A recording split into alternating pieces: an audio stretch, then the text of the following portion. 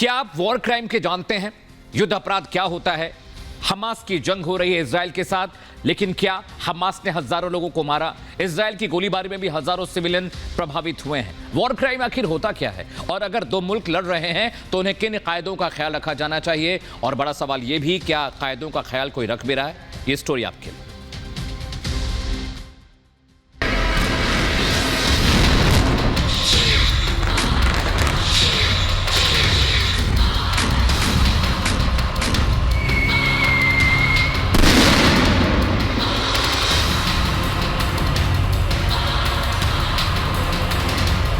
क्या है जंग लड़ने का कायदा?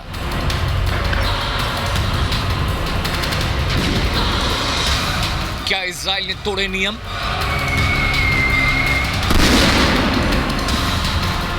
क्या हमास ने युद्ध अपराध किया है?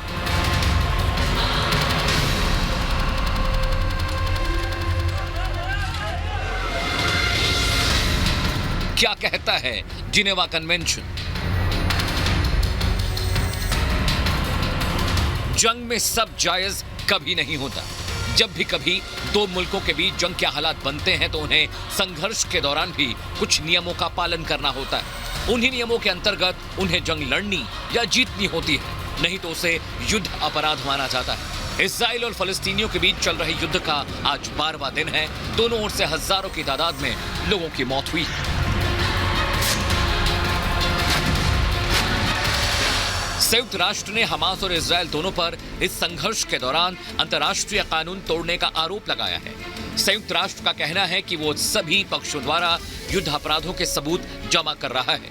यूएन ने कहा कि युद्ध के बीच कानून लागू करना कठिन है, लेकिन एक बार जंग खत्म हो जाने के बाद अपराधियों को जिम्मेदार ठहराना अक्सर किसी काम का नहीं होता। एक डेड बॉडी जो हमास की मिली है, उससे ये पता लगा है कि उनके चार्टर में लिखा हुआ था कि कम से कम 5000 लोगों का कत्ल करो, ज़्यादा से ज़्यादा औरतों को बंदी बनाओ और ज़्यादा से ज़्यादा सिविलियंस को अपनी शील्ड बनाओ। जहां इस किस्म के उद्देश्यों वहाँ जेनेवा कन्वेंशन की लागू होने की उम्मीद करना बेमानी है।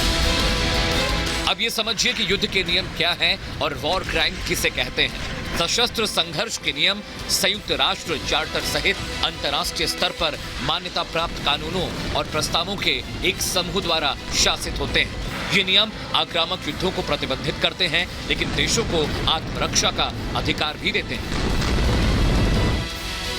जिनेवा कन्वेंशन में युद्ध के दौरान युद्ध क्षेत्र में लड़ाई कैसी लड़ी जाए, युद्ध के दौरान किसे मारा जा सकता है और किसे नहीं, किसे टारगेट करना है और किसे नहीं, किस तरह के हथियारों का इस्तेमाल किया जाना चाहिए, उसको लेकर जिनेवा कन्वेंशन सहित अंतर्राष्ट्रीय मानवीय कानून बनाए गए हैं, जो सेकेंड वर्ल्ड वॉर के बाद तैयार किए गए और लगभग हर देश इससे सहमत हुए और इसको मान्यता दी। जेनेवा कन्वेंशन हैं जरूर, लेकिन जेनेवा कन्वेंशन के हिसाब से युद्ध नहीं लड़े जाते। जेनेवा कन्वेंशन के मुताबिक तो आप किसी सिविलियन के ऊपर अटैक नहीं कर सकते। कोई सिपाही जिसने अपने हथियार डाल दिए हैं, आप उसके ऊपर भी अटैक नहीं कर सकते। महिलाओं को, बच्चों को और वृद्धों के ऊपर अटैक तो करना दूर, आप अगर उन्हें किसी सहायता की आवश्यकता है तो आप वो भी प्रोवाइड करेंगे। साल 1949 में तय किया गया कि युद्धकाल में नागरिकों, घायलों और कैदियों के साथ मानवीय व्यवहार किया जाना चाहिए। नियम के अनुसार युद्ध के दौरान हत्या, यातना, बंधक बनाने और अपमानजनक व्यवहार करने पर प्रतिबंध है और दूसरे पक्ष के बीमारों और घायलों का इलाज करने के लिए अगर सेना की आवश्यकता होती है तो वो देना आवश्यक होगा। बड़ा सवाल यह भी है कि क्या हमास ने वॉर क्राइम किया है? हमास ने इजरायली कस्बों और शहरों पर हजारों रॉकेट दागे हैं और 7 अक्टूबर को गाजा से सीमा पार सैकड़ों बंदूकधारी भेजे। हमास ने बच्चों, महिलाओं और बुजुर्गों की हत्या की और कई लोगों का अपहरण किया। इजराइल का कहना है कि कम से कम 1400 लोग मारे गए हैं और 199 लोगों का अपहरण किया गया। इस बीच इजरायली सेना की सफाई ये है कि वो अंतर्राष्ट्रीय कानून का पालन करती है और केवल वैध सैन्य ठिकानों पर ही हमला हुआ है, क्योंकि वो आतंकियों को जड़ से उखाड़कर फेंकना चाहते हैं। Bureau report, Republic Bharat.